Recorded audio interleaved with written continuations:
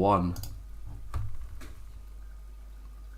Apparently we're live! Hello! And welcome to the WH Aftershock NJPW Wrestle Kingdom 15 Night 1. That's the first time I said the title of this show just by literally reading it in front of me. Felt weird. I am joined by this late morning, evening, lunchtime for me. Or if you are one of the crazy Americans, as is my guest today. I don't want to say get co-host, as we do AEW and NJPW together quite often enough. I say we're at co-host point now. Jan from Kingdom of Honor, welcome again to talk about New Japan Pro Wrestling. Hey everybody, how's it going? It's got to turn the Diet Coke, so I'm advertising it. Yeah. For me, it's 6 o'clock in the morning here in Central Time in Minnesota. My wife will be getting up for work in about half an hour and shaking her head at me like I'm crazy because I am, I just realised a load of different things. Things I haven't realised. One, I've not turned on my charger, so that's because I do this off my laptop, so that would have been bad. And two, I'm wearing my Wrestling Headlines t-shirt, but I had my hoodie over the top of it, so that defeats the point of Calvin sending them me. So there we go. I can have brand I become. I've got the Wrestling Headlines t-shirt. Anyway, yes, this is the Wrestle Kingdom 15 Night 1 review. It finished about... I came off Kota Ibushi talking, so I don't know when he actually finished, but he was talking about 5 minutes ago. So it's that recent. That's how quickly we're doing this. Because most of our listeners are in post later in the time. So I just thought I'd bring that up. But we have just finished watching Tetsuya Naito versus Kota Ibushi for the IWGP Heavyweight Championship and Intercontinental Championships. Before that was Okada versus Ospreay and a whole slew of matches. But as we do normally with these reviews, we talk about our overall impressions before going into the one-on-one matches. So, first of all, Jan, what did you make of Night 1 of Wrestle Kingdom 15? Jeff and I previewed these shows a little bit yesterday, and one thing he said was that looking at some of the card, it looked like a lot of filler on there, especially like the Great Okan versus Tanahashi and the Rambo match and the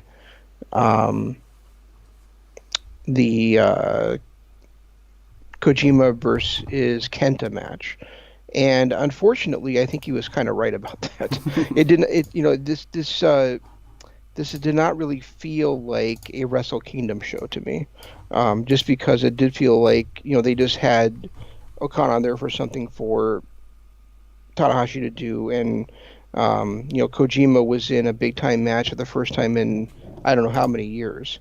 I do realize now, because I didn't know at the time that we talked about it originally, that it's because Juice was out, but still it feels like they could have put somebody else in there that's more relevant to the current landscape in that match. So I don't know, it didn't unfortunately to me it did not feel like Wrestle Kingdom until really we got to the final two matches.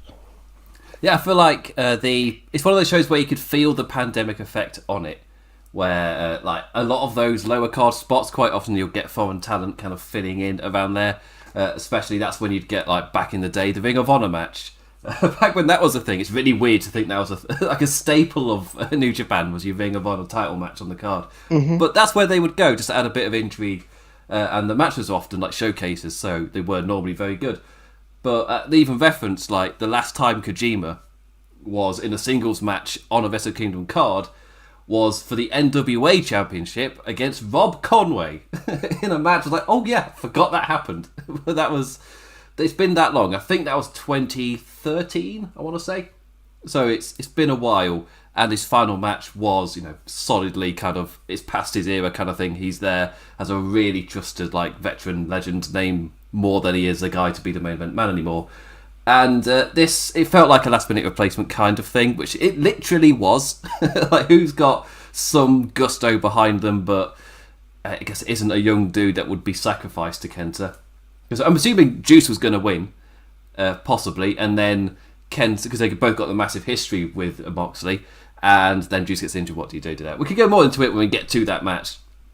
But I am kind of with you. I was talking about it with Sir Sam from Wrestling Headlines as well, just during the show, where it was the aura of the show certainly was unique, but I felt like there were enough people.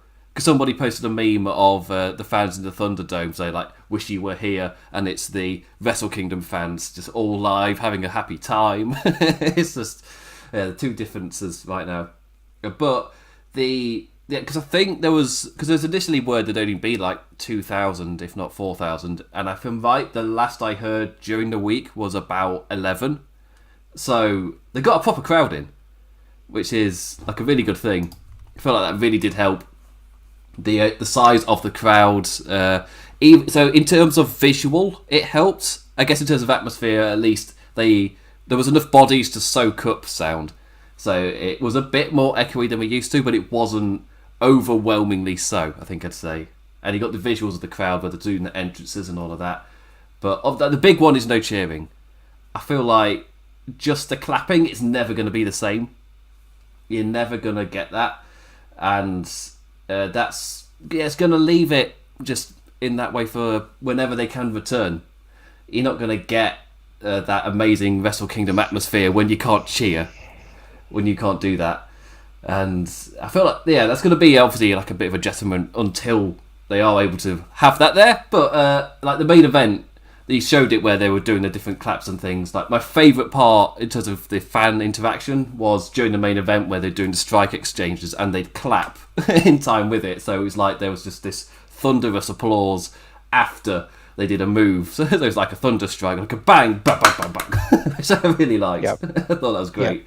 Yep. So there are positives about it. They have found workarounds for it. It's just obviously the atmosphere is not going to be the same. At Wrestle Kingdom, the crowds get so hot in those final stages that it really adds to it. It takes it up another star level. That's where you get your 6 from. It's a 5-star match and then the crowd takes it up on. But without that, the matches are still really good. So there's no complaints there. It's obviously just a bit of a shame that the atmosphere is a bit died down. Obviously, we all know why. Bigger things at play. Wrestling really not that serious right now. It's just a nice distraction. The fact this happened with over 10,000 there is a thing. It's remarkable. That's awesome. I say awesome for Japan. Yeah, outside context, things aren't looking great for Japan right now. Their numbers are going up, but they're able to pull off this show, assumably right before new rules are about to come in. So we got very lucky with these two shows. So, I think you're definitely right about that. I mean, the crowd, didn't have the noise, but if you actually look at the way that they shot it, it's hard to tell that this isn't a full crowd.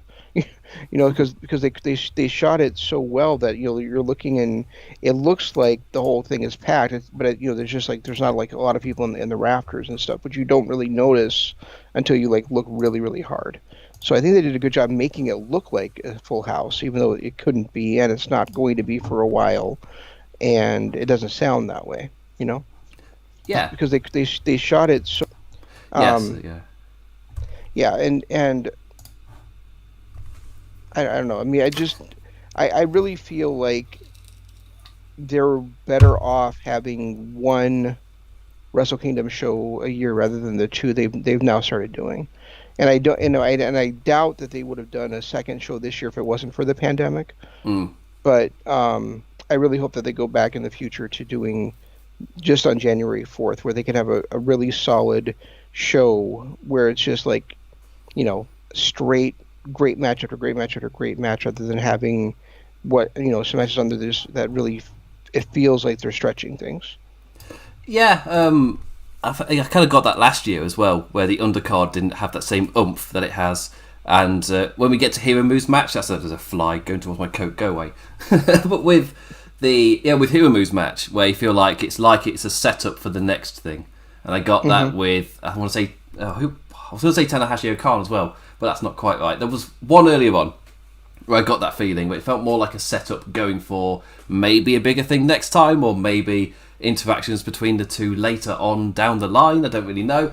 It felt like a setup thing. I think I said something similar last year, where the lower card felt a bit set-up-y. It didn't feel as incredible, but your final 2 or 3 matches on both nights really hit home. And on this one, obviously, Okada, Ospreay, and and Naito versus Ibushi both really, really hit. As soon as Okada Ospreay ended, it's like, we're at Wrestle Kingdom. Like, It's like nothing's different. We are here. Right, right, and that's the thing is that it used to feel like every match on the card was huge, and now it feels like the last two or three maybe are huge. And I think tomorrow I'm going to feel differently because tomorrow we've got those just like back to back to back like greatness. We've got like Cobb versus Shingo, and then we've got Evil versus Naito, which is going to be it's just going to be a huge grudge match the way that Sonata's been lately, and then we're going to get Hiromu in his big match against Bone Soldier, and then we're going to get that big we've got like Jay White match versus Kota Ibushi. So I think tomorrow night we're going to get a series of. I think it's going to feel more like Wrestle Kingdom tomorrow night. Yeah, that's a. I tried to remember last year because obviously there was Hiromu Ospreay on night one. And there was Okada versus Ibushi on night one. But for night two, of course I did. I'm an idiot. I forget it was the double championship stuff. I swear there was a match I'm forgetting that helped lift it up. Oh yeah, of course. Which they had those, because it's that thing of the old Wrestle Kingdom card where as soon as the Never title came out, you're like, right, here we go. Final 4-5 matches, this is business. And it's just going to amp up and up and up as the card goes on. I don't really get that feeling from these cards. It doesn't feel like, as you put it, like back-to-back, wall-to-wall, incredible matches. But part of that for me was that the card did build up, though. It wasn't every match trying to steal the show. There was a gradual build of quality throughout the card. And when you got to your main event, that's when you're getting your Omega Okadas. Earlier on, you got Ishii versus Shibata, which is, again, Jesus Christ. But it built from there. So, yeah, it was... I feel like that's gone a bit. That doesn't mean the main events don't slap. Because they do. They're still amazing. I'm still going to go back and watch these matches. It's just, well, the question is, would I go back and fully watch both Wrestle Kingdom nights in the future? I've not done that with last year's Wrestle Kingdom. Obviously, this year, not normal. I'm not really sure if it's fair to analyse that. But with last year's Wrestle Kingdom, I've gone back and I've checked out the big main events, but I've not gone back and just like put the show on, which I have done with other Wrestle Kingdoms in past years. So maybe that's like says it for me. What it like overall as a show, kind of the detriment of the 2 days, but you still get flipping amazing matches. So yeah, all right. Shall we get into it? We shall. Before Jan falls asleep, I feel like it's wise if we get into it. Right, so the main event, we'll start with the main event as I've got the graphic up already for it. It was Tetsuya Naito defending against Kota Ibushi for the double championships. And as Rocky Romero said right at the start, as Kota Ibushi was making his way down, I think, saying that the ringside medics will be keeping a close eye on this one because both these men are psychopaths. And he was right.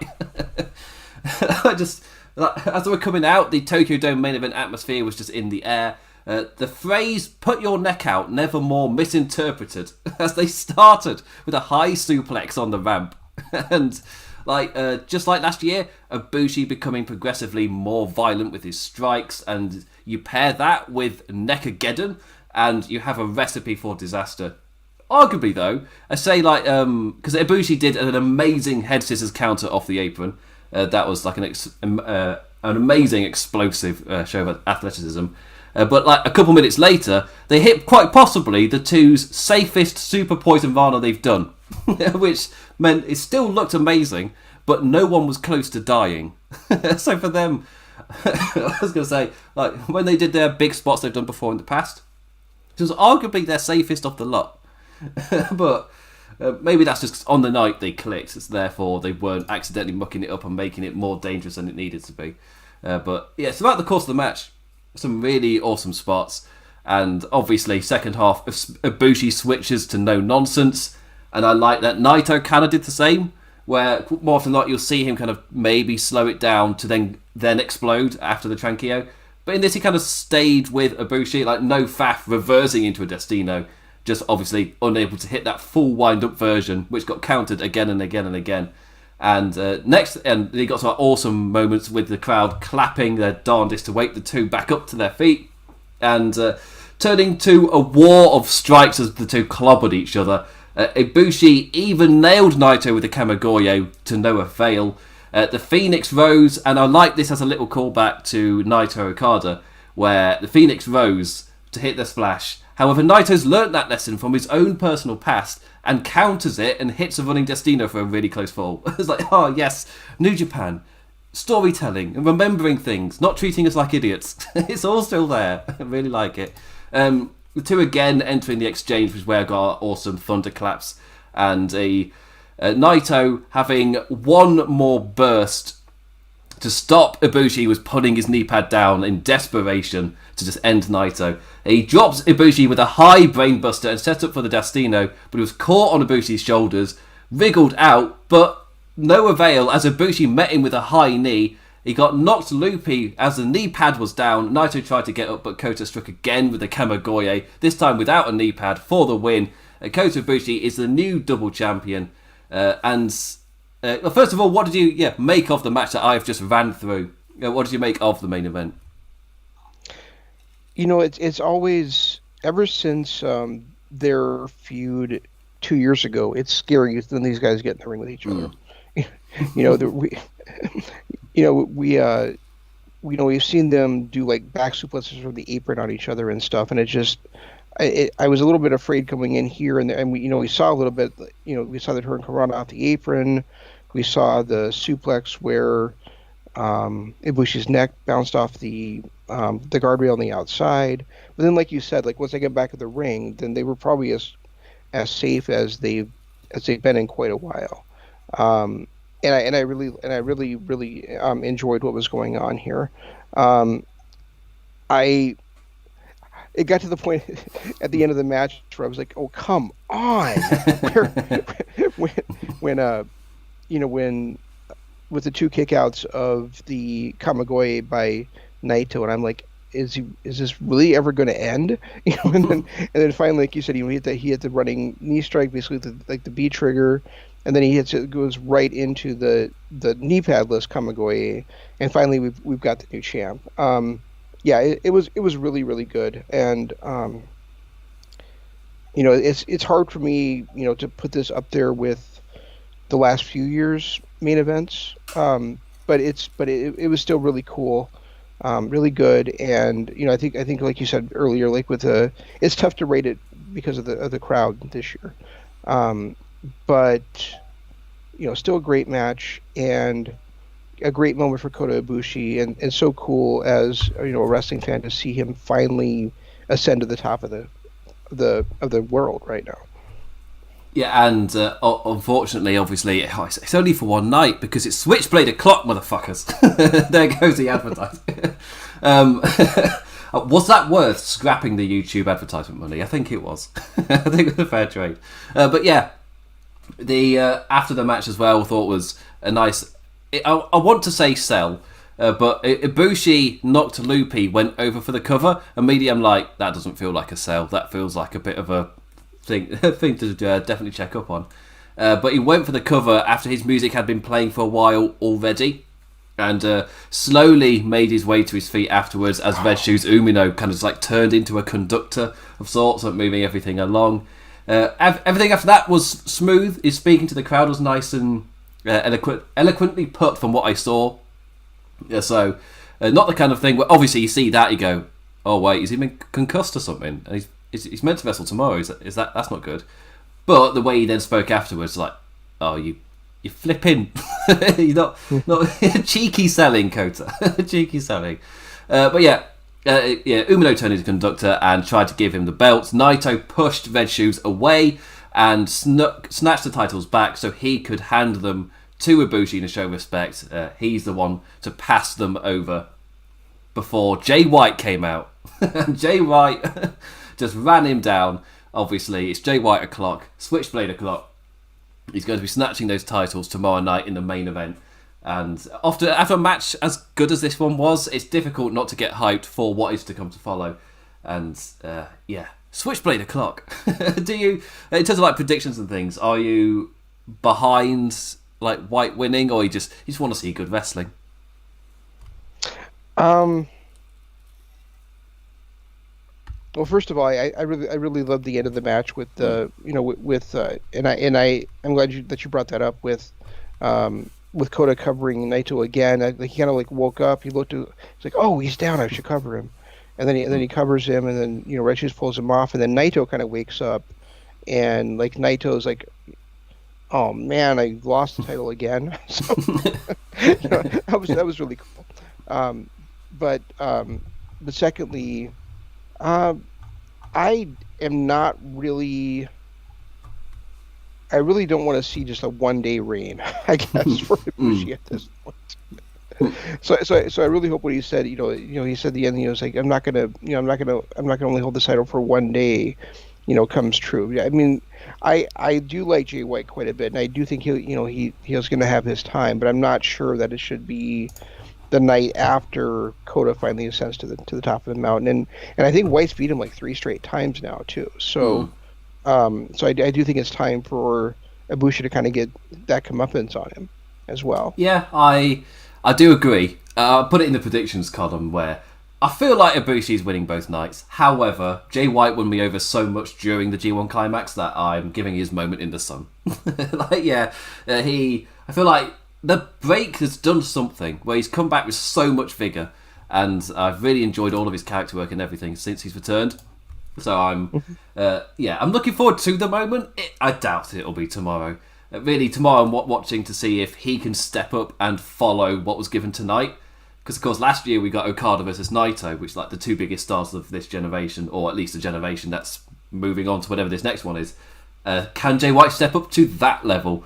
I don't think he's not had the platform before to get to this level, so it's going to be quite interesting to see if he can do it. As in, like, why not now? It is in the middle of a pandemic. You don't need to fill out the stadium because you can't. So why not give Jay White this big moment to then lift him up? But yes, an amazing main event on this one. 100% Wrestle Kingdom worthy main event, which is just fantastic to see. The pandemic didn't make them half-arse it or anything. They've generally gone out there giving you a Wrestle Kingdom. So Thanks for that, Gado and everyone else. We will go through the rest of the card, but let's talk about the semi-main event first. Let's get the good matches. I say the good matches, the big matches out of the way to begin with, because it is Wrestle Kingdom. Kazuchika Okada versus Will Ospreay. The 2 former Chaos friends, now the Empire leader versus the Rainmaker. Will Ospreay in his biggest match of his career, a semi-headline match for the Wrestle Kingdom event. And they went out there and gave us over 35 minutes and put out a tweet just saying, the fact that I thought it'd been 15 or 20, and then they were like, we've just passed the 35-minute mark, and even commentary were like, I'm sorry, what? 35 minutes? For me, that exemplifies how good a match it was. It just suckered me into that level. And as I explained to Jan beforehand, that my body's been not very nice to me today. So I've been in and out of the show in terms of concentration. But yeah, even I, in this match, was just taken away and just fully suckered into it. Before I get into the run-by of it, Jan, what did you make? What were your feelings towards this match? Honestly, this is kind of like where my body started rebelling against me too, and I started kind of getting kind of dozy and stuff during. I mean, it was really good. It wasn't as good as the main event, of course, but it was really good. It was nice to see Okada finally pull out the Rainmaker. I hate that damn money clip. So it was finally, it was nice to see him finally win with the Rainmaker. Ospreay. It was interesting to see him wrestle a more heavyweight type of style, and I kind of like that for him going forward. Encompassing some of the stuff he does as a junior, but still, at a more heavyweight, more methodical, more quote unquote cheaty style. So, it was fun. It was fun to see him in that spot, and I think it was I think it would have been a nice moment for Will to beat Okada here, but at the same time, how many times is Okada going to lose on the big stage? Yeah. Because when I really struggled writing the preview for this one, again, the column is out on on Wrestling Headlines. I've got the T-shirt on. I always want to say the T-shirt. I always want to say lots of pain. I guested on the One Nation Radio podcast this weekend. I can't remember what's going to live, and I did it again. I was like, it's on the T-shirt. I can see it on the screen. I keep saying lots of pain. Hopefully this will help me. If I'm looking, every time I look up myself, I see the website name. But So yeah, are we not? Is it not Lords of Pain anymore? that's wrestlingheadlines.com. He says certainly that's definitely com. Yes, .com. Yeah, but with the column is up, and in that I really struggled with this match. I did put Okada first. I might have gone with Ospreay second because my theory was Ospreay would have the biggest match of his career, put in an amazing performance, really get elevated, but he'll just lose to then climb up later because New Japan like that. They won't give their new stars the win all the time. More often, like Jay White, he lost his big breakout match against Tanahashi, then gets his wins later on. Like progressively gets over after a big showcase. And I felt like this was going to be that for Will Ospreay. I think I went back on my choice because I thought, but Okada's had a really weird year. And it wouldn't surprise me if they cap off the weird year with an Ospreay win. But of course, yes, Okada at Wrestle Kingdom. Even if he's had a weird year, that doesn't mean he's like not going to be Okada at Wrestle Kingdom, because of course he is. I think the only man to catch him has been Jay White. Everyone else, you've had to be like super main event level to break him down like Naito. So I feel like that says something. But if, Exactly. So in terms of like the play by, I don't do play by play, but the notes that I've got, the match kicked off with fast strikes between the two. I love the animosity fully on display right off the bat. Okada, really for me, that's telling me that the match is going to be something different than like Hiromu versus Ospreay last year, which was an amazing showcase of the two. But I wouldn't say there's like animosity between them or anything. There isn't much characters clashing or anything. This match was a lot more of that. And I personally loved it all the more for it. Okada, the one as well, to kip up into the topes. He was the one initiating athleticism. It's like, yes, really nice twist. I really like that. Pulling out all of the stops with moves we don't often see him pull off. Again, topeing over the top rope to the outside. Don't often see that from Okada. Ospreay was still flashy, but he was a lot less showman than he was before. I feel like that really helped sell this Empire character personally. His offense more direct and purposeful. Again, you still got the flash. It is Ospreay. I'm not saying he wasn't flashy, but I did notice a notable difference. That's a crap sentence, but you know what I mean. That said, he was up against the man with the best drop kicks in the business. Okada's drop kicks, Jesus, is there anyone better? No, and he even pulled out. Talking about pulling all the stops, he even pulled out a top rope shotgun drop kick this time, and we haven't seen him do that in how many years now. Yeah, it was great because I remember that as in the Kenny Omega matches where it was, oh my god, another dropkick counter, and they got an amazing reaction from you every time. So it's great to see those return. And the pace of this match really kicked up in the second half, like wrestling in bursts of like junior-esque pace at times, leading to some crazy, I guess, more brawl-like spots. The ringside exchange with Ospreay desperately trying to counter Okada tombstoning him onto the exposed floor with a suplex onto one of the tables on the other side of the barricade. I love the teasing of that because I'm watching it going, neither of those spots is good. Which one are they going to do? So obviously, and that was also the spot that Will's ego got the better of him because if he had just rolled into the ring, he would have beaten Okada by count out, but that wasn't good enough. Yeah, he had to put on. When I say the showman, he had to demonstrate, get himself, so really end him visibly, because that's what it was all about, really, for Ospreay in this match. And I like that they kept to that and didn't break from the story they told going in. But yeah, back in the ring, Ospreay's moves were hit with such force. Like when he did roll him back in, he was violently slamming Okada down with the powerbomb. Before then going, right, I know what to do next. Let's hit a Stormbreaker off the apron. Okay. Which failed. And he went for an Oz Cutter instead, which was caught. And the Brit dropped on his head with a tombstone on the apron, as Jan was saying. His ego costing him. He could have just won the match. But no, he had to roll Okada back into the ring and prove a point. Both men down, and now came the real fight of this match. For what I thought was the final 5, but I think we ended up with a final 10-15 at this level, which is mental. Immediately in with a short Rainmaker was Okada. Ospreay fought back with kicks, but there was Okada with that awesome dropkick countering him again and again. Kazu crashing Ospreay down with tombstones or whatever before continuously going for the money clip. even using Babe Priestley as something to throw Will into before locking the hold back in.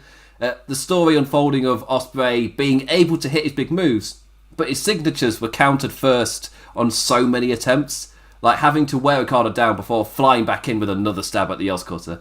Eventually just stamping on the blonde lad's head and setting for the knockout with the hidden blade when the dropkick returns again. And as Jan just noted on earlier, a pop-up Oscutter. Nope, the dropkick returns again.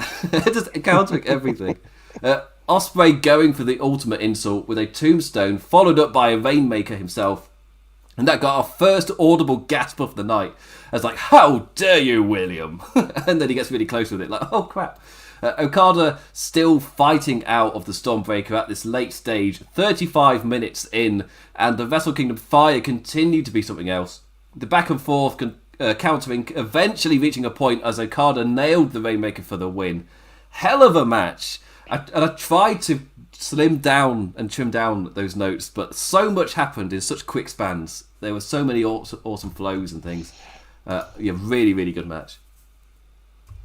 Yeah, and like you said, every time like it seemed like and just like you said, you great comparison to the Omega match. Every time that Okada looked like he was in trouble, bam, drop kicks Ospreay out of a flashy move. And I really like that exchange on the outside also, where Okada went for the running big boot and Ospreay caught it, hit a running big boot of his own, then went for the Oscutter from the barricade, and then Okada blocked it and did the shotgun drop kick there too. It was just some really great sequences in here. And there was another spot where Ospreay went for, was it a top rope Stormbreaker, and then Okada turned it into the heavy rain. There was a lot of great counter wrestling by Okada in this one. Yeah, really, and again, he's normally wrestling against. I mean, he has got a fantastic counter wrestling style, but when we've seen him against guys like Jay White, where they are slowly becoming the counter masters, so it's great to see Okada kind of wrestle this style again. That might be what reminded me of the Omega matches, where he was the one doing the amazing counter style, whilst against Jay White it's been very even, or Jay White's the one doing the countering. So it's a nice little return, which is probably why he got all those drop kicks again, because he's the one doing the countering and he got amazing drop kick stuff. Will Ospreay 100% elevated by this. Like, this was again semi-headline main event. I've seen way too many nouns there, but it was a semi-headline match for Wrestle Kingdom, and it felt like a big match. And by the end of it, it's just like, yeah, really, really good match. I can't. It's one of those ones where as soon as I finished watching, it's like, yeah, I'm fine to watch both of these guys continue to build to whatever the next thing is. They both feel over after this match, which proves that they've nailed it. Where everyone seems to win. Yeah, so both the main events, 100% seek out and watch them. They were both really, really good. We have got the rest of the show to go through now, quickly, before Jan falls asleep. And we've got another one of these to do tomorrow, so that'll be fun. So if I can find the, I think I'll have more energy tomorrow. I really do. I think like the last 4 or 5 matches are going to give me pumped tomorrow night. So. Also, if you are watching on YouTube, not sure about that KOPW. We're kicking off with King of Pro Wrestling tomorrow. We'll see how that goes. But I would say if you are watching on YouTube, it's like, oh, Imp, your lighting looks a bit weird. Yeah, because the sun has randomly appeared. It doesn't do that. It's been cloud for like 2 months straight. Suddenly, the sun has arrived right as I'm live, so I've got a massive spotlight on me. There's nothing I can do about it. There's no curtain where the sun is or anything. So, I'm glad you clarified that, because I was like, the sun doesn't randomly appear. It usually goes like in a continuous arc during the day. Like, what are you talking about, man? But yes, it's been like constant grey. Just for like 2 months, and which has just been like, it's good for Christmas tree lights, because that means you can see them from an earlier hour. You can have them on like all day, but still. Anyway, let's move on to Tanahashi versus Okan. Right, this is going to be an interesting one. Wait. Oh. It's January 4th. You actually still have your Christmas tree up? Oh, I took my Christmas tree down yesterday. Ah, okay. Yeah. So because I normally do the 12 days before. Rhaegar? Sorry. I normally do the 12 days before, 12 days after thing for the Christmas decorations. And this year I wasn't able to because on the house there's being an extension built, and there was, I think, like a week before they put the Christmas tree down, or even just like a few days before we did it, there was no floor, as in the room was completely empty, so there was no floor to put the tree on. So I wasn't able to put it up until like the Friday before Christmas. It's like 1 week. So I hardly had the stuff up this year, just because there's so much going on. So the house is so packed right now. Anyway, typical thing in traditionally here in the States, and my family's always done is Thanksgiving, tree goes up the day after Thanksgiving, goes down New Year's Day. My brother's married to a girl from Utah, and that's what she does. So at their apartment, the decorations go up on the flight. I think they do it like 1st of December or as soon after, in that week, that gap after. And they come down as soon as like December's finished. Down they come. It was like, ours is like around Christmas to kind of like keep it solidly around Christmas. Yes. Anyway, I feel like I could go into a Christmas tangent. I'm a Christmas boy. I love Christmas. But move on to Tanahashi versus the Great O-Khan. And O-Khan's big first Wrestle Kingdom match. How did he do? I feel like he did all right, but it didn't feel like a Wrestle Kingdom match. And I think Jan has hit on that already earlier in the when we were talking about the overall feelings of the show. But for me, Tanahashi and O-Khan was a decent match, and O-Khan got a decent show to show what he can do, but not in a this is Wrestle Kingdom kind of capacity. It's a weird one. If this had been on New Beginning, I'd be like, yeah, this is great. But because it's Wrestle Kingdom, I don't know.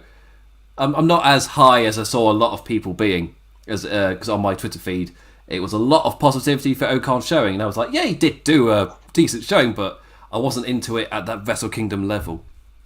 Yeah, you I do exactly. Yeah, exactly what you just said. I thought it was a good match. I thought O-Khan did a nice job, but I really feel like it was more like a spotlight for Tanahashi when he doesn't need a spotlight at Wrestle Kingdom.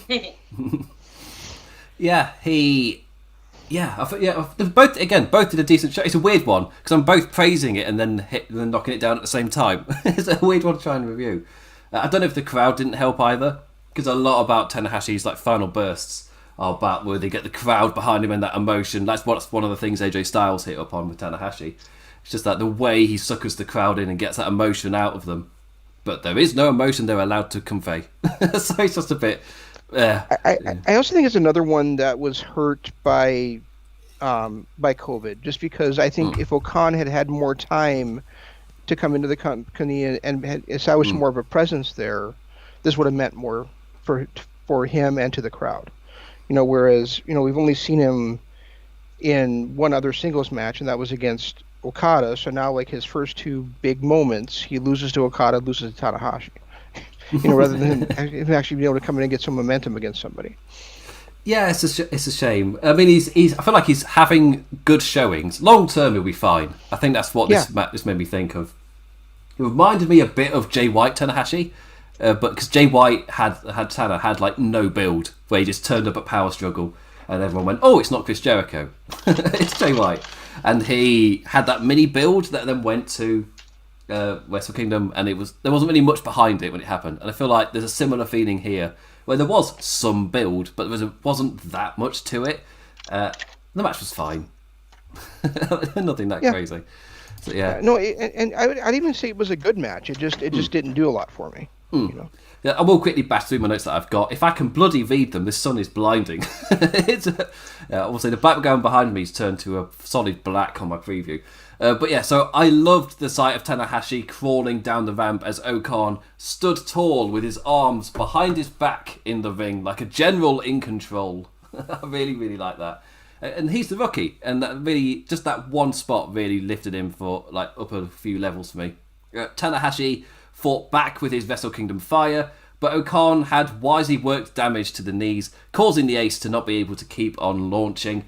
Our debut Empire competitor of the night, going back to that well whenever he could. He came off as really smart, and that's something that, in terms of getting him over the course of time, that's like a really massive kind of trait that he's accomplished from this match. And I loved his sell of the Sling Blade too, like rolling right over before going prone because he's dead. I really enjoyed that. Tanahashi trying to increase the pace became his detriment at times. O-Khan playing a slow game and constantly going back to wearing Tana down, yanking the man off the top rope with the claw before trying to go for chair-related shenanigans, which we never saw because of Tanahashi, because that was where Tana fought back, twist and shout, dragon suplex, high-fly flow to the back, and one for good measure to the front, and O-Khan's decent showing ends in a Tanahashi run of signatures. So yeah, a good match, which feels quite tame in terms of takes and reviewing, but yeah, a good match. Yeah, it was good, and Tanahashi, probably deserves that spot on the card. I just am personally, I guess, to the point where I'm tired of Tanahashi. So, I really think they should stop teasing his fall down the card and start actually showing him start falling down the card, putting people over on the way down. And we really have not seen that other than maybe with Ibushi. Yeah, I don't know if he'll do it because Kojima had quite a slow descent himself. I don't know. I mean, we're talking about people who are like on top, the guys. I feel like Tana might do that, where he drops down and has a random peak and then drops down again. Like Kojima did that. It's like suddenly he's main eventing against Tana and Wrestle Kingdom and things. So I wouldn't be surprised if what happens with Tanahashi. Just without the heel turn, you don't turn Tanahashi heel. It's not happening. Can't do it. But anyway, moving on to the next match. As I remember, I am on YouTube, so change the graphic. It's Kenta versus Kojima, as I just brought him up. How convenient. It's Satoshi Kojima, Bread Club. Bread Club is life. I think in the preview I was like, I'm sorry for people, but Bread Club is life. Bread is life. Bread is hope. But Kenta's going to batter that man. I'm sorry, he's not winning. No way in hell is Kojima winning. Also, in terms of this match... before we talk about this match, maybe we should talk about the promo that happened before the match. Yes, I was just about to lead into that, yeah. So, John Moxley with a video before the match from the US dojo with a lion behind him, as in the picture of the lion. Feels like a lifetime since we've seen Mox in a New Japan ring. If I'm like, the last time was against Suzuki at New Beginning, and Zack Sabre Jr. came out, and everyone's like, oh, that's a good match, and we never got to see it. Yeah. But yeah, he's back. Yeah, excited to see. I say, just seeing Mox in the middle of a New Japan ring, even if it's on the other side of the world. But we got to see it. Do you feel like that helped add gravitas to this match? No, because yeah, he said whoever wins this one, I'm coming for you. Well, first of all, why are you coming for them when you're the champion? And secondly, when? Still, because really they're getting to the point where they've been back now for 6 months, and so by their own rules, even with COVID, he shouldn't be the U.S. champion pretty soon. So unless it's happening like at New Beginning, or it's happening in the United States, then really they should just move on from Moxley at this point until COVID's over and he's able to actually wrestle for them on some kind of semi-regular basis. They just need to get rid of this briefcase thing and make whoever is the holder the champ. Yeah, it feels like they've made like a special rule for these circumstances, and Moxley's already dropped the title once because of the severe weather with the tsunamis. Or was it typhoon? I think the typhoon, wasn't it? And it was the typhoon, and that was because he already had a scheduled title defense at the time. Oh, yeah, that's the point. Yeah, that's it. Yeah, it's specifically if you've got a scheduled title defense, the title will be defended with or without you.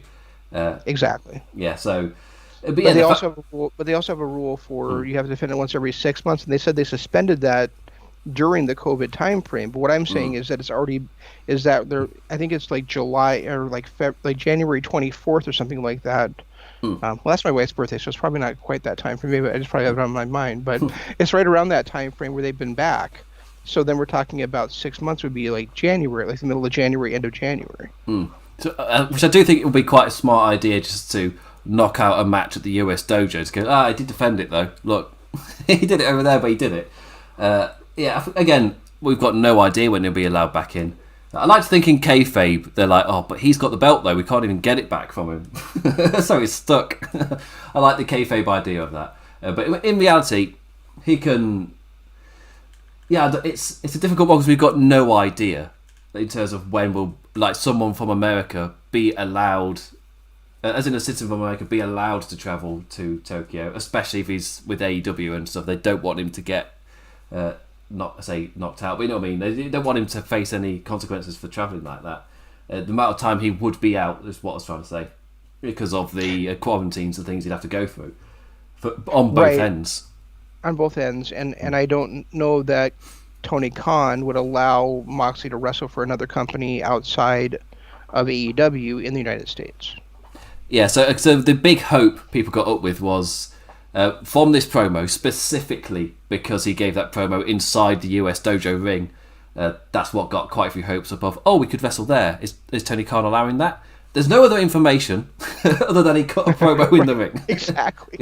And there's a big difference between standing in the ring talking and getting in the ring and do something physical. You know, you're much more likely to hurt yourself standing in the ring talking. And it was nice because, again, one of the questions Sam put into the preview column was, did I think Moxley was going to appear at Wrestle Kingdom?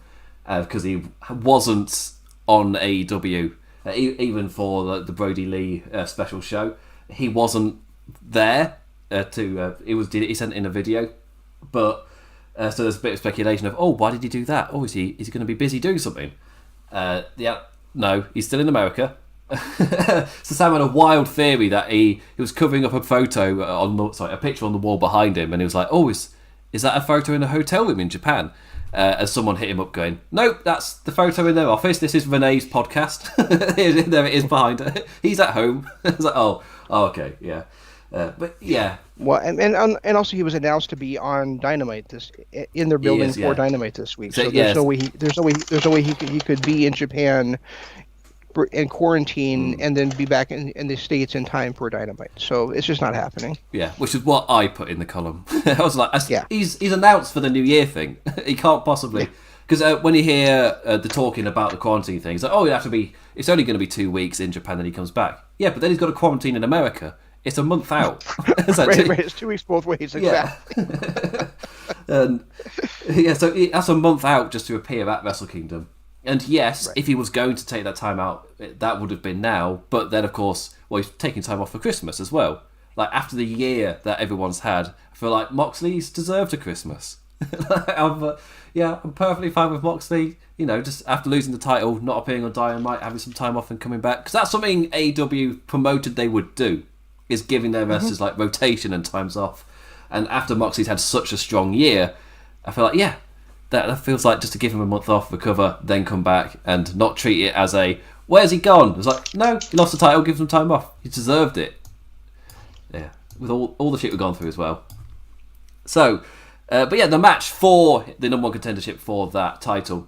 The legend versus the veteran, Kenta versus Satoshi Kojima. The two countering each other more and more as the match progressed. Kenta resorting to greater measures, but Kojima constantly countering again. The legend was never really able to capitalise though. Kenta fought back in every time and eventually finally sent him down with a GTS. But Kenta retains the contract to face Moxley, but Kojima put in a decent fight. Again, this was a good match on the Wrestle Kingdom card. I feel like Kojima put in a strong showing in the middle of the card.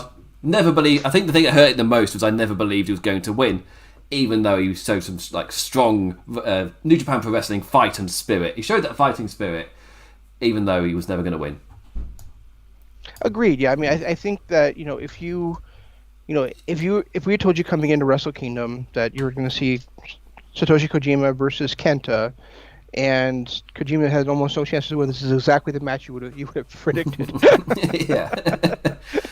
It felt like a Kenta versus Kojima match, and not say it was a bad thing, or that but it was, it's kind of the thing that I expected to see going in. We saw, we got the rapid fire chops by Kojima. We got him, with his knee strikes. We got him setting up for the lariat and not able to hit it, and then falling down to go to sleep. So, and really, I mean, he had a really strong showing because it took two Psycho knees and the go to sleep to put him down. That's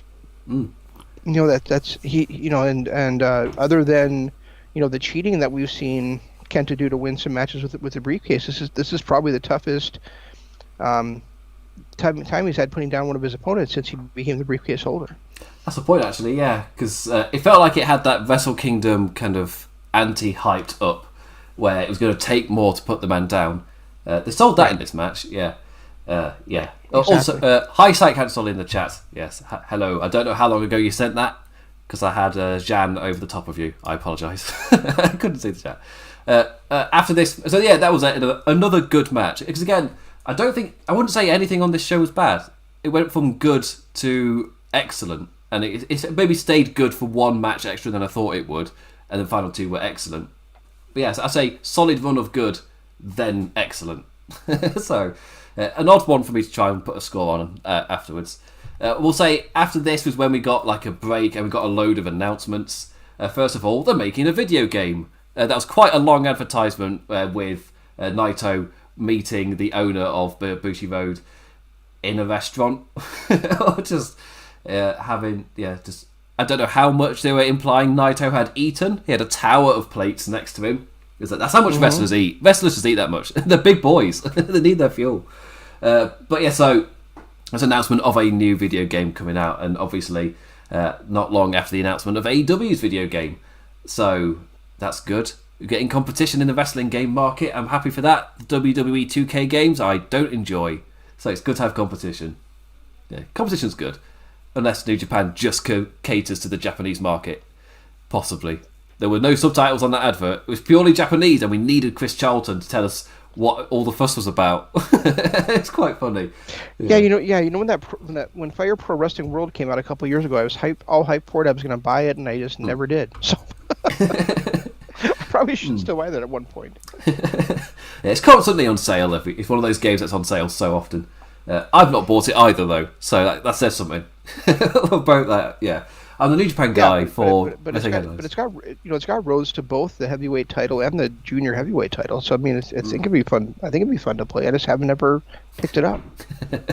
Also, I think because when I've seen it on sale, it's been without the junior heavyweight thing. So I'm like, well, I still have to. So it's a $50 game, but I still have to pay $20 to buy the game and another $20 to buy the junior heavyweight thing. So now I'm still paying $40 for it. So. Well, I jumped on Civilization 6 to play with my brother because again we're in Tier 4 lockdown, so couldn't see each other over New Year's. So I thought let's play this video game online with him, and I went onto it, and there's this whole list of leaders have been added to the game who you can play as, and then I found out very quickly. Oh wait, no, each individual one costs £4. That can F off.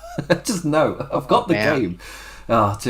I mean, it's a lot of content. I've realised they've like doubled the amount of people, but to pay like £4 for each individual one, a bit much. I'll be honest, it's a bit steep. I'm not going to pay that. Like no, especially as to get us all to use them, we'd all need to buy it, and that adds up quite a bit. One of my least favourite things about video games is overpricing the added content a bit. Because some people are willing to pay it. It just means poor people like me, just like for God's sake. Anyway. The other announcement was that New Japan Pro Wrestling are coming to TV soon in both the US and the UK. No more details than that. Literally just those words written on there, coming to TV soon in the US and UK. I was like, right. Cool. I mean, the fact you're given no details, I'm not expecting anything huge, but that's good to hear. Like over in the UK, that's not as vital as I think I put it before. That the numbers for Impact when TNA were at their height were pretty much the same numbers that SmackDown and Raw were getting on Sky for us. So you don't need to be on a massive channel to do really well over here in the UK. At AEW, they're on free TV, so they're doing a bit better. But yeah, to do well as a wrestling show here in the UK, you don't need a massive network. Because the fans are hardcore, the fans are there, and it's similar numbers for every wrestling show. Like no, WWE are not above the other shows, they're all equal. They're all foreign wrestling. So wow. So it's interesting. That's cool. Yeah, there's a fly, go away fly. Anyway, moving on to the next match, which was the. I do think that I'm sorry, but I do think that to have an NJPW show in the US, they needed to do it better than the old show for it to really make a difference here in the States, because for a while, they did change it up a little bit. Briefly, or not briefly, but from time to time, I should say. But I mean, otherwise, we're talking about like shows that were like a year and a half, 2 years behind. Yeah. And so to try to follow the current product and also follow what happened 2 years ago, the following what happened 2 years ago didn't really get you hyped to like order Dominion or order Wrestle Kingdom or something like that. So I think that that they really need to have it be more timely if they're going to have it make any kind of difference in the U.S. market. Yeah, because the issue is they don't have a weekly show. It's not a thing. You'd have to show the Road Twos, which again wouldn't be against in terms of leading to it. As to see those broadcast on TV, because sometimes they get broadcast on TV in Japan on what's it, Asahi TV. That's it. Yep. So you see it quite often with those, but that's what I do because they don't have a weekly show. What do you put on if it's not a Road to? If it's not a, I guess if you specifically say we will air a show from the past type of thing, not as you were saying, catching people up like a year after the things happened. It's like, oh, that's a bit like compared to.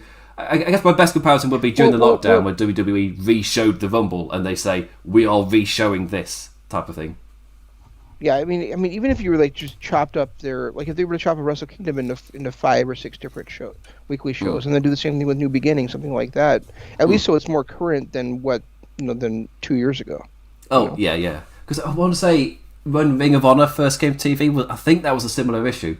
Where you'd be watching the weekly TVs and then I'd see a pay-per-view was coming up and I'd watch the weekly TV, the thing would end and then the pay-per-view would be like a month or two ahead of the storylines that were airing on the TV. It's like, oh. Yep. So that was a bit... have it in sync. That's my number one thing. Like, just have it in sync so that they lead into the pay-per-view I'm then going to watch. Because you're trying to sell... At the end of the day, you're trying to sell me something. If your TV is a month or two behind the thing you're trying to sell me, then I need the outside information to purchase the event. I need to see it elsewhere, which isn't good. That means that your promotion tool isn't promoting because you're a week out. Yeah, it's an odd one to broadcast like that, and I'd assume if they've got a decent deal, that won't happen. But as you said, the last deal wasn't particularly great in terms of like promoting the current product. I feel like they need to up it to that degree. Yeah, but here in the UK, I've not got massive hopes. I'm assuming you're the same, just because of what the last one was like. I am. I'm just saying, that if they're ever going to be, actually touring in the U.S. with this U.S. show and this U.S. title, and they really want to get a bigger foothold in the United States, they're going to have to do something more current than what they did last time. Yeah. So, but fingers. I'm going to keep following it either way. I'm just saying from a business perspective. But fingers crossed. We want to be proven wrong. Obviously, we want to for it to be generally like a good show, which we want to check out on a regular basis, and maybe the US dojo will really help with that.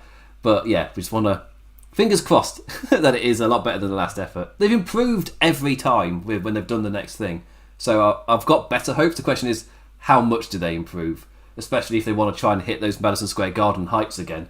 Because unfortunately COVID might have just completely killed the momentum for now and they need to rebuild a bit again. Don't know. Who knows what the post-COVID world's going to be like. Anyway, instead of depressing everybody, I'll move on to the next match. The vote goes, it's Dangerous Tekkers versus the Gorillas of Destiny, Tamatonga Tanga Loa. And I'll say weirdly, I've enjoyed the Dangerous Tekkers Championship matches more than I ever thought I would. For some reason, I fondly remember their match against, I forgot what they were called, Golden Aces at Jingu. That was one of my favourite matches from that show.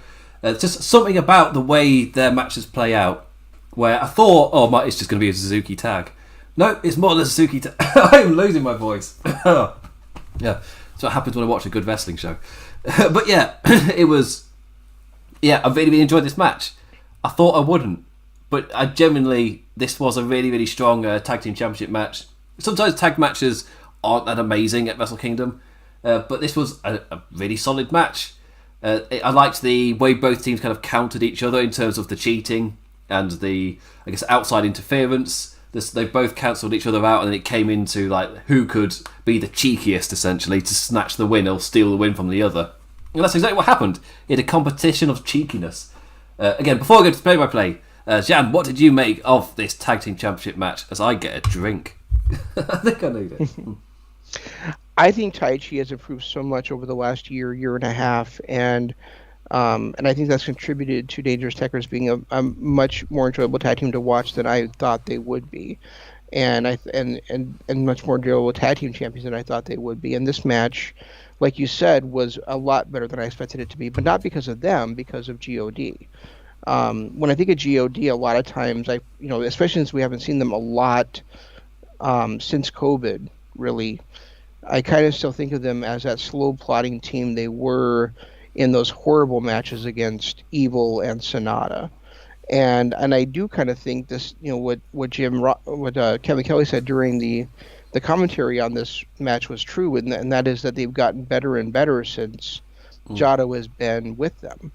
I think they really morphed into a really solid, fast-paced team that has great offense and knows how to sell as well. So I'm not sure that they really should be 7-time tag team champions, but I did really enjoy this match a lot, and I'm looking and I really wish that there was a real tag division in the NJPW, so it could really matter who are those tag team champions from time to time. Yeah, I feel like it really, both WWE and New Japan, their tag team scene sticks out more because of what AEW are doing.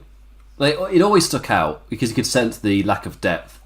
But when you see AEW and the sheer amount, and they're continuing to build, to think that they had such a strong division and now they've recently added the Acclaimed to it as well.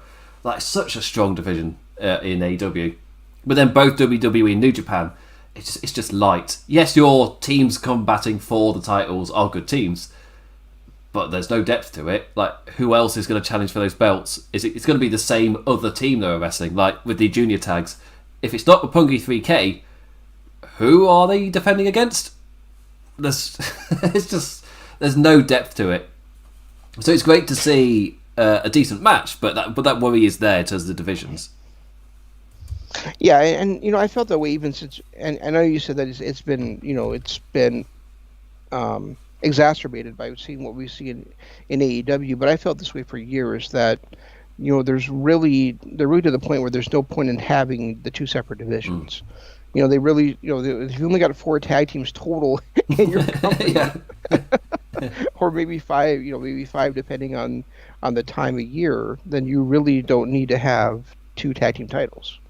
So I mean, there really should, and they could mix and match the pairings more often if they would just have one set of tag titles and just combine the two. And they had a chance to do that a few years ago when the Briscoes were the heavyweight tag champs and the Bucks were the junior heavyweight tag champs. The Bucks challenged the Briscoes for them, and the Bucks lost. Otherwise, they could have combined them at that point.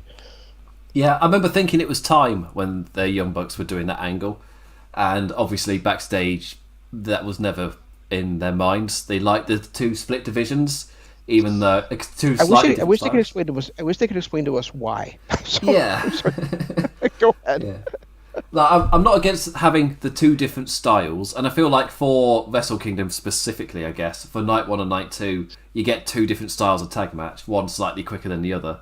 I guess, but it's not like it was like when we started watching in the middle of this decade that's just gone, where you could have a 4-way tag match for your junior belts, and then you could have a triple threat match for your tag team belts later.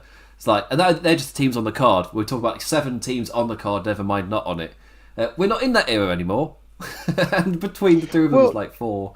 Yeah, but the era you're talking about, it was Red Dragon, Young Bucks, Ricochet, and ACH, and Forever and the Forever Hooligans. Yeah, I was thinking of Time Splitters, but they pretty much died. Yeah, they ended pretty much as that era was beginning. Yeah, and Time Splitters too, they all fit that mold. But when you're talking about Kanemaru and Desperado, as much as I love Despy, their team is not that much different than the other Suzuki-Gun tag team. So I mean, are you really getting a different style? That's the point. Yeah, when it was Roppongi 3K versus whoever it was last year, that felt different. because of course Boogie 3K are like, if I think of a junior tag team, Boogie 3K fit that mold perfectly, just like the Bucks did. They are like the mold of that junior tag team, and Sure. yeah, there's not like a Ricochet and Matt Sydal as well. Like they were just the epitome of that style of division. Whilst now, yeah, we've only got 3 full-time tag teams. And then we've got Taguchi and Wato challenging tomorrow. Taguchi has got his own past with those title belts. A certain, birth of the Bullet Club. He's so slightly got a history with those belts.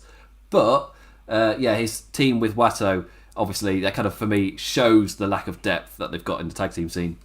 And, yeah, it's just a shame, because you see the effort put elsewhere, so if they did put the effort in, they could get an amazing tag division.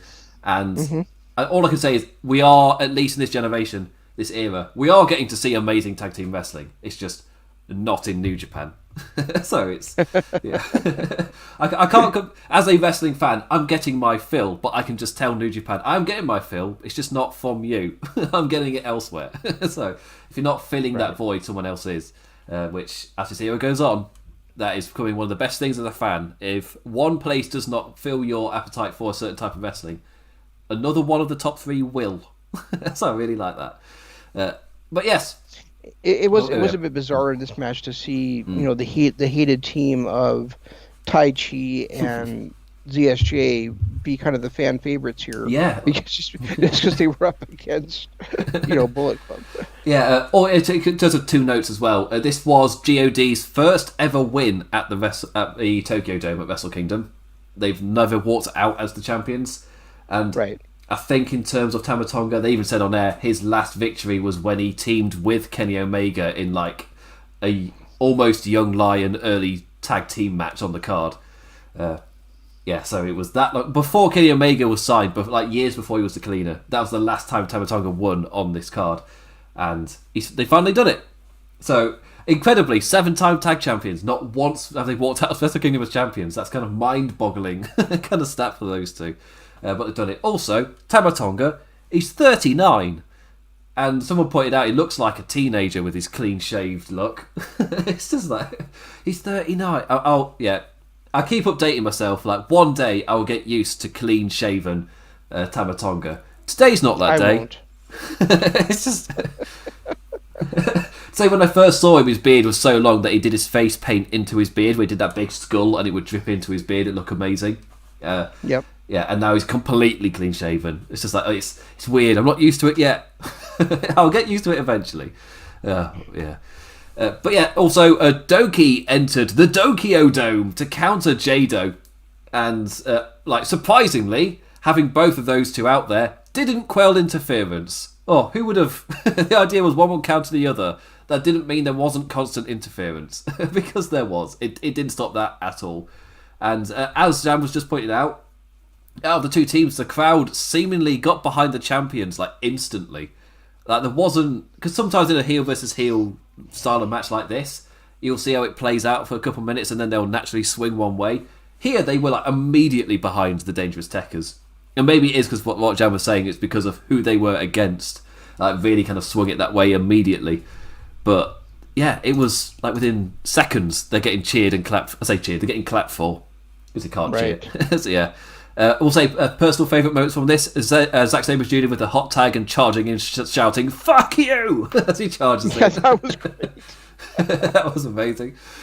Also, the one with they were the team with the cool counters as well. To be fair, the Zack Sabre Jr. is normally the one with the cool counters, but the fact that he's in this semi-babyface role whilst doing it was awesome to see.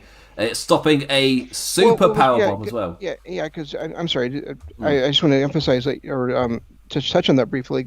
He was in that kind of semi-babyface role, so he was doing his counters a lot quicker than usual. It was like a really really fast-paced DSJ, which we don't normally see. Yeah, I feel like that helped shift them into that babyface role. Just the speed at which they were doing it was a bit quicker, a lot less stompy stomp, a lot more like kind of quick cool counters. Another example was the super powerbomb off the top. After a Gorillas Desi kind of slow down stompy stomp, they went for a super powerbomb to end the match. And Zack Sabre Jr. just immediately caught the guy in a headlock, and before Taichi came in to help him, and Zack Sabre Jr. just on that top rope shouting, "Taichi, It's Wrestle Kingdom. Help! It's Wrestle Kingdom. Eventually Taichi came over, and by help he meant, okay, I'll powerbomb my partner, and therefore superplex Tagaloa back in. And yeah, that was a cool little spot. The strikes of Dangerous Tekkers on display as well. They've always had those awesome strikes, but in this slightly more babyface role, they felt awesome. Really upped the pace with them. And the end looking in sight before a mighty gun stun to Zack Sabre Jr., which had the Brit bump him right on the top of his noggin. Hot fire from Taichi. Wasn't much kinder, with Tagaloa landing as dangerous as the suplex name implies, and off come the pants, and as close to a cheer. It's quite funny now because he rips off he amps up, he rips off his pants, and then he gets like a polite applause because I can't cheer. It's quite a funny visual. And after that though, out came the Izuka claws. Him taking off his pants kind of turned into a bit of a distraction as Tama Tonga had got the claws out of Taichi's bag, and Gorillas of Destiny stealing the weapon along with the tag team championships. The two posing upon the dugouts in the crowd as they finally have their big Dokyo Dome win. It was much better than I expected. As I said, there was a strong run of good matches, and this was another one just in those good matches lower down the card.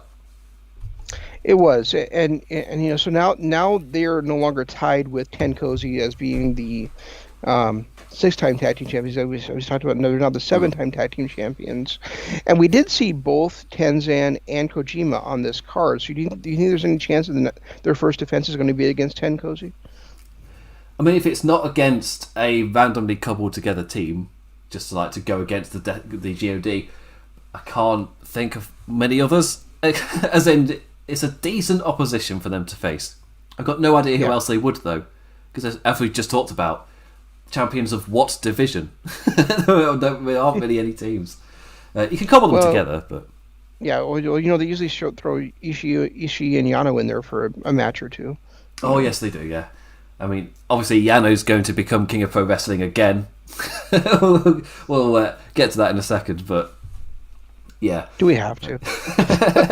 I've not got many notes, I'll be honest. It'll be like a quick, by the way, this was on the pre-show type of thing.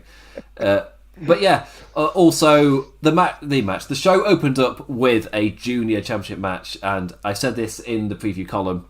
I really like the idea of the two Junior Cup winners from either side of the world coming to face each other at Wrestle Kingdom, and then they get to face the champion on the next night. The only detriment is having to essentially share the crazy bumps across two matches. Neither one sticks out as an absolutely Wrestle Kingdom incredible match, because both are kind of quelled a bit.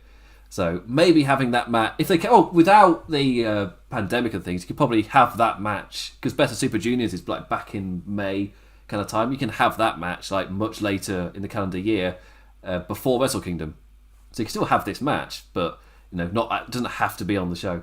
But they did kick off the show in junior style, fast-paced and filled with flips and crazy spots. Like, it is a Hiromu match. Like, who said he'd be holding back given he's wrestling again tomorrow? It's Hiromu. He's still doing his crazy stuff. ELP with a great showing too. Early on, a beautiful moonsault off the ropes to the outside. Got caught again and again into the flow of the match as he dilly-dallied to take the piss. Also, hello Karem, welcome to the stream. Plenty of unique rope-a-dope from ELP, putting the LJ man in deep trouble after a ref bump let him kick Hiromu right in the dick with no hesitation. That was a theme throughout this tonight's show. Quite a lot of ref bumps, especially in this early part of the show. Like almost every match had a quick ref bump. Following up with a big run of Bullet Club callbacks. Styles Clash wasn't enough. The One-Winged Angel countered. In the end, going for that One-Winged Angel is what allowed Hiromu back in. Countering that Angel gave him enough momentum to also counter ELP's subsequent attempt at his own finishing move. Can't remember what it's called. Hiromu rolling over and locking the legs for the pin. On to Taiji he goes tomorrow. Jan, what did you make of this opener? Kind of what you said at the beginning is it really felt like they were holding back on it. It was a good match, but it did not feel like anything near what these two guys can put together against each other. There were some great spots with ELP doing his heel showcase stuff and his tribute or his mocking of the Bullet Club leaders of the past. He even once started doing the Terminator dive, and then he just kind of stopped in the middle of it at one point.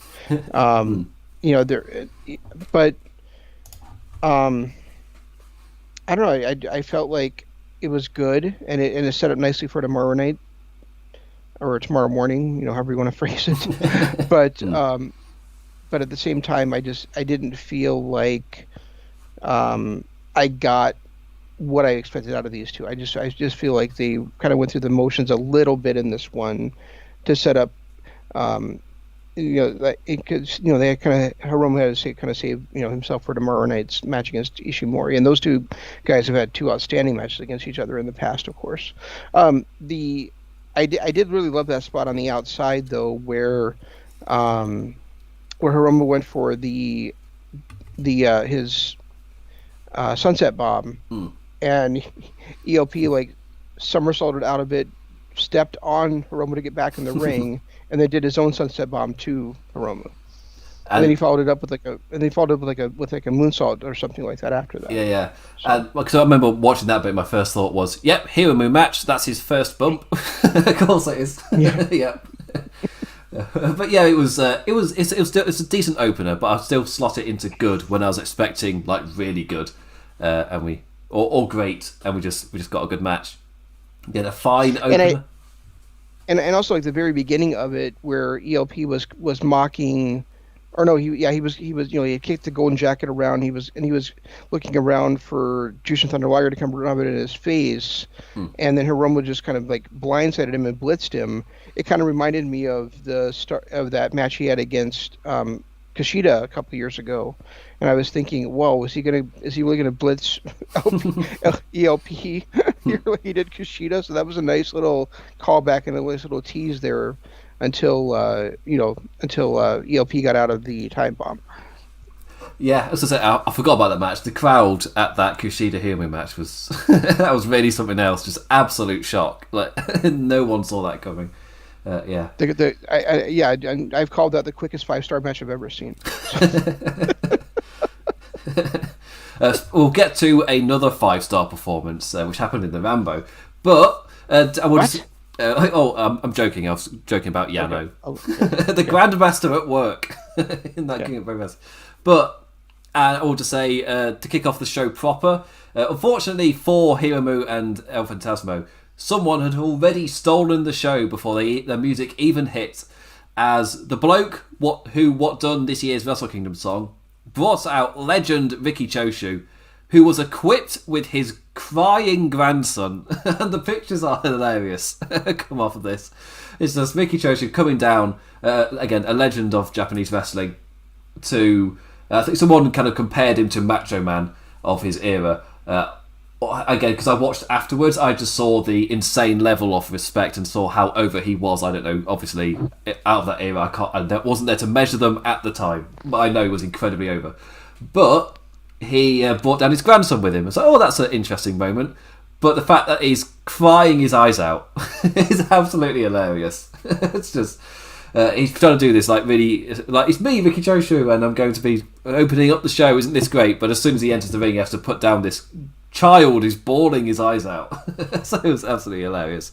So just thought I'd drop that note in, and I've talked to Sam about it, and he made the point of, I mean, that was pretty predictable. Like, why would you try and do that entrance with a child like that? Yeah, it was quite funny. Anyway, on to the Rambo. So quick notes on the Rambo. Not really a lot to talk about. It was a pre-show match. It's the New Japan's kind of pre-show equivalent of a Rumble. It's like a fun 20-25 minutes that you never really meant to take that seriously, but you kind of like, oh, you get to see the staging, you get to see the kind of arena, and it starts to feel a bit like Wrestle Kingdom, and then your viewers start to trickle in, kind of thing.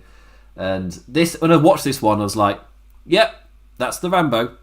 Like it does really well to never generate any momentum. I don't know how they do it. Like, it doesn't generate any momentum, but I never come out of it thinking I've totally wasted my time. Like, for me, this is, if you're going to put a match on the pre-show, this is a decent way that they're going to feel. And I know quite a few people tune into these, and I see it in reaction, where they expect a kind of strong finish of competitors or something, or or something of that ilk, or you build it up like you would an American Rumble, like we're going to see like in a month's time or so over here in the West. That's not what the Rambo is. Like randomly, just a random old vets have just come back and won it randomly because there's nothing on the line normally. So like, why not give a nice moment or something? I did. Yeah, I mean, I really did like Chase's performance in there. And I thought it was kind of cool that they teased us that maybe a young lion was actually going to make the second night of the show, but of course they all got thrown out in short order by the pairing of Chase and Bad Luck Fale. So, but I did think it was kind of cool how they had a couple of hope spots there where it looked like they might be able to get Fale out of there and actually have one of the three of them at least survive to the next night. Yeah, and speaking of Chase Owens, I liked how at the start they were really emphasising that he had campaigned to be number one because he was going to be number one, and he's coming out, he's like, yeah, baby, I'm number one. Then it's Ishii, Suzuki, and Nagata, numbers 2, 3, and 4. Ah, feck. You got your wish, Chase. It's just, he didn't think, what if numbers 2, 3, and 4 are Ishii, Suzuki, and Nagata? The answer is you spend a lot of time on the mat. It's just... He gave it a good college try. That's it. I like that. I like that start. He started off hot. However, I forgot whilst I was watching that it is the Rambo. So it doesn't matter even if it is a nice start. This isn't the Rumble. And we got big eliminations for Toa Henare, made his return. He eliminating both Suzuki and Nagata. And that destroyed my predictions. I had Suzuki to become the king of pro wrestling. Because I was thinking... Who is the most opposite to Toru Yano? Suzuki. That'll be different. Just have him do such like serious shoot matches or something to really emphasise the wild difference you'll get in this championship or trophy, whatever it is. I don't really know what it's about. Well, I didn't actually predict who was going to win it, but I did kind of. We talked about it yesterday with Jeff, and I was like, okay, so probably like the top 5 names that are not in there are Sho, Ishii, Goto, and Yano, and Suzuki. So 4 of those 5 guys will be the final 4. Nope, I got one guy right.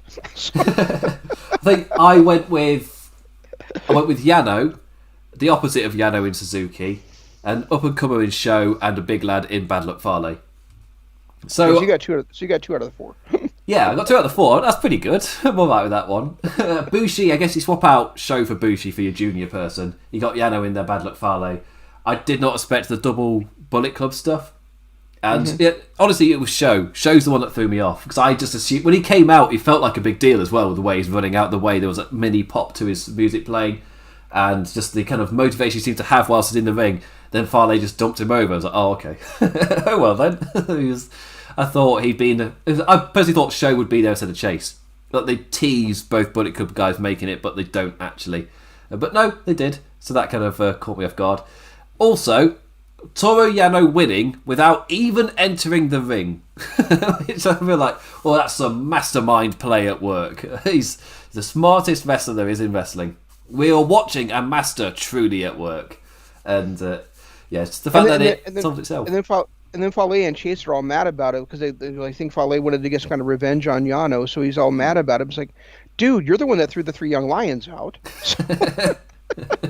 You'll get him tomorrow, Fale. You'll get him tomorrow. But yes, it's Chase Owens. You will not fail to get him, Fale. See what I just did there? Yeah. Good luck, Fale. That was yours worked. Mine didn't. So tomorrow it's Chase Owens, Bad Luck Fale, Bushi, and Toru Yano. They are the ones advancing to Night 2's opening match for the prestigious King of Pro Wrestling. Like even Chris Charlton, when he was calling it prestigious, it just came across as jokey, and the other commentators like Kevin Kennedy's like, what? No, it's not the most prestigious thing there. So yeah. Anyway, that's that, I guess. Kicking off the new year in the only way we know how, by Jan staying up till like 8 a.m. in the morning to talk about Japanese wrestling. And he's going to do it all again tomorrow. So thank you for your service, Jan, in staying up and doing this. Of course, and it's a good start to the year. I think it'll be a better start to the year tomorrow night. I just really feel like tomorrow's show is going to be better than tonight's. If I'm wrong, then I don't know. I'm not going to burn my eyes with the hot poker or anything, but I'll admit that I was wrong. Because last year they did it with Okada Naito. It's going to be, because I feel like Naito and Ibushi, where everyone just pointing out of, well, get ready to brace, you're going to see neck bumps. And like it's, I don't know what White and Ibushi are going to give us. I don't know what style, and I think I'm excited for that. So, yeah. Anyway, we're going to do all this again tomorrow, so I won't waffle on too much. Again, thank you for Jan for staying up for this, and I will be back tomorrow as well. Also, don't forget the show starts an hour later tomorrow. At my time is 8 a.m. instead of 7. But if I'm right, there is no pre-show, so that'll be why. So technically, the shows start at the same time. It's just because tomorrow's pre-show is dark stuff because it's the Stardom matches. That's too bad. I kind of wanted to see those, but Yeah, if I'm right, it's just a rights thing because of how Japan's, even though they're also owned by Bushi Road, if I'm right, they've got their existing contracts, so they can't appear elsewhere. If I'm right, which kind of sucks. Okay. Yeah, and I've often thought, well, why can't they put them on Stardom World? But for some reason they can't. I don't know what the reason is for that. But oh well. Anyway, so starting at 8 tomorrow will be the rest of the show. And we've got the junior tag team matches. We've got the junior championship match itself. Evil versus Sanada. The Jay White versus Kota, the now double champion Kota Ibushi. I feel like I'm forgetting a match. Oh, big boys, big daddies. Jeff Cobb versus Shingo. The Big E special. Meat slapping meat. We've got the finals of the KOPW as well. Oh, yes, we got that too. That's what we're kicking off with, if you're not hyped. Kicking off in style with King of Pro Wrestling, something or other. We'll see. Well, really, this is where the vision that was given out to us, this is the first time we kind of get to see it over the calendar year and what they're really going for. I feel like it's slotted into an undercard role now. I feel like that's kind of where it ended up. So I don't know if this is going to continue with that, if they're happy with it being in that slot. Instead of never 6-man matches, you get these matches instead. I don't know if they're better or not. I don't know. I don't know either. I realised I don't really care for either, so I really don't know. So yeah. Anyway, we'll be back tomorrow. Thank you for listening. Thank you for watching, liking, subscribing, what have you. You can follow me on Twitter at the Damn Implicat. You can follow Jan on Twitter at JanManLOP. That is correct, isn't it? It is. It is correct, yes. I've got it written on the screen, but my preview window is so small I can't read it. So it was good intentions. They were there. Anyway, I will be back. We'll both be back tomorrow to talk about Wrestle Kingdom Night 2. Will it be Switchblade o'clock, or will Bushi have a vein longer than a day? We know which one's more likely, but we'll wait and see. Gado's had an interesting year in terms of doing things. We'll see. What is trusting Gado? In Gado we trust. Until he goes off the rails. So we'll see how long, if he's still got it. Anyway, so with that I say thank you for doing all the interactions and stuff. I bid you adieu, and Jan bids you long days, pleasant nights. Tomorrow, lads. See you tomorrow.